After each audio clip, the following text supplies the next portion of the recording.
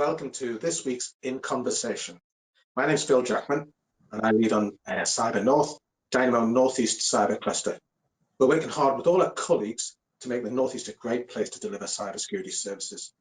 Today, I'm joined by James Clements, Security Manager at Accenture. How are you, James? I'm very well indeed, Phil. How are you? And where are we talking to you from today? We're talking to me from my house in Lincolnshire. Because you used to live in Whitley Bay, it's my understanding, yeah? Yeah, I had a flat down in Whitley very briefly, but the economics of it weren't too great because I spent a lot of time on the road. So I've got my house in Lincolnshire, which is my home base, has been for the last 4 years. But when I'm on a visit in the north now, it's cheaper for me to stay in a cheap hotel up in Whitley Bay. Okay, excellent. So can we start then by you telling us a bit about yourself and your role within Accenture?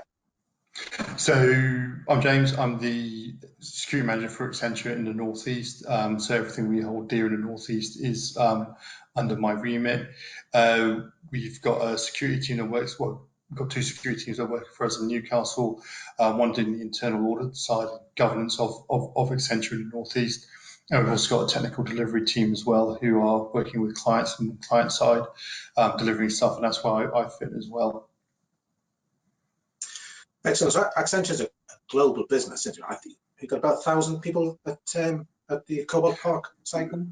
I believe we're at Cobalt at present. We are a global business. I've worked in Hong Kong for Accenture as well, so I spent 10 days over there working with the Hong Kong Rugby Football Union, who are who Accenture are a major sponsor of over there. Fortunately, I know the CEO of the rugby union there, so it made sense. But yeah, there's global opportunities with us. We do have a global careers program as well. So if people are interested in traveling, those options are open. So how's the company been operating during lockdown? We went into lockdown quite early, probably about 2 weeks before or at least the intention was there, at least 2 weeks before the government enforced lockdown came on March 23rd. We were actively encouraged to work from home and do home working, and we stopped client visits to our sites and unnecessary travel as well. So we've actually found it quite good. Accenture in terms of doing that, we're probably a bit ahead of the curve. But despite all the foibles and restrictions and potential difficulties of being in lockdown, Accenture delivered some amazing projects, particularly around NHS Digital as well, which have been seen remarkable turnarounds. We've had positive feedback from the client on those changes as well. I know you can't talk about specific contracts because of commercial confidentiality, but I understand you managed to achieve some amazing things, particularly in the public sector, with people working remotely. Yes, we have. One of the biggest things that's in the public domain, so we can mention it, is that we're supporting NHS on their perimeter security, as well as running the NHS mail program as well. We've moved the NHS 2 teams, and that was done over a weekend, and it's delivered, as I just mentioned, delivered instant results, instant satisfaction. Experts who are self-confining as well, self-isolating due to fears over COVID, have been able to actually pass the knowledge on to teams around the country using that facility. So we've talked about how you used to live in Whitley Bay and now down in where you are now, and so have things really changed for you, or is your business model? No, it's just a matter of financial expediency more than anything else for me. I'm still going to continue to work in the Northeast. There is huge potential up there.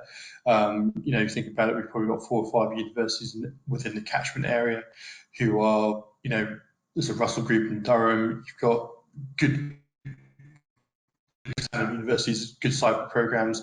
There's a huge potential up there to keep things in the Northeast as well.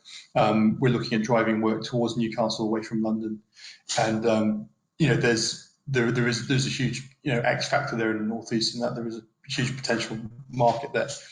So in terms of future work for the Northeast, the future is quite bright. Excellent, excellent.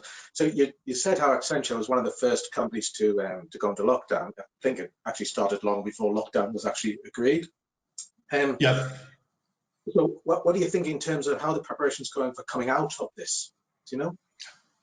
Preparations are always going to be awkward for this. One, there's also scientific advice that has to be adhered to in the long run, and also we have to look at individuals within the workforce as well. Some may not be so happy coming back to work as early as possible. Some probably can't wait to get back to work. Individuals may have certain circumstances around them, such as having vulnerable family members who it's not really practical for them to come back to work on a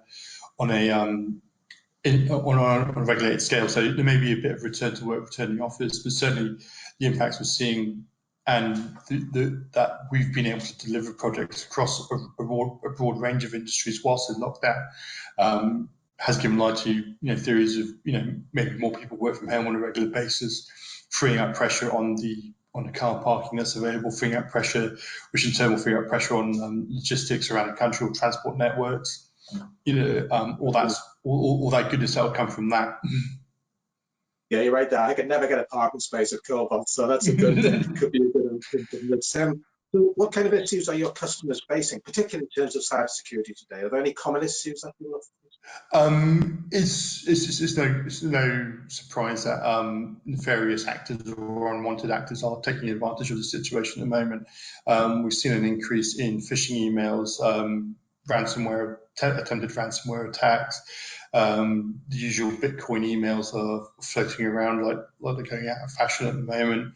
We're seeing us the usual 419 scam letters at the moment. It tends to be a bit more complicated, but they're all masking themselves under the mask of COVID and trying to exploit people and obtain their financial information is probably seems to be the biggest one. And this is not just an IT threat; it's also a physical face-to-face threat. Certainly, in certain parts of London, we're seeing people being scammed on the doorstep by people posting to NHS workers. So there's a serious problem out there with this. Current advice is if you do receive an email, report it to Action Fraud, and they may be able to take action and trace it all down. But the key message here is be aware. Don't click on those links if you don't know who's sending that email to you. No, unfortunately, cybersecurity never seems to sleep, does it? But, okay, so what's your focus, your personal focus right now as we speak? My personal focus right now is looking at incident management as I'm about to take a role on doing that. So I'm getting myself back up to speed in that area. Recently, I've been working on scoping pen tests for various government agencies. So that's been, as you say, cybersecurity never sleeps. We still got stuff to do. There's contractual deliverables we have to deliver on as well. My last role with one of the largest government agencies, other than the NHS, has seen quite a large scope and large change of that, and certainly concerns around PII and GDPR compliance and DPA compliance are still at the forefront of people's minds, and motivated for people to get their cybersecurity right. Okay, that's excellent. And my last question for you in this conversation is, okay, what's the first thing you're going to do when lockdown is with you? First thing I'm going to do when lockdown goes, I'm going to go to the local pub and have a fresh pint of beer. Yeah, I think there's going to be quite a long queue there, James. But there you go. Well, thanks very much for that, James.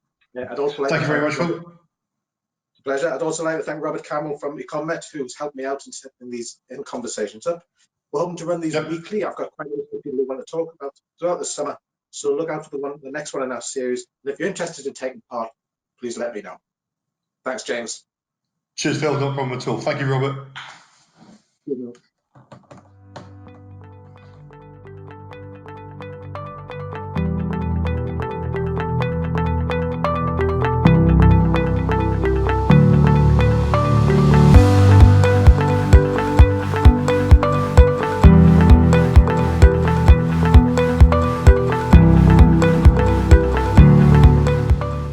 That was In Conversation with Phil Jackman, lead for CyberNorth.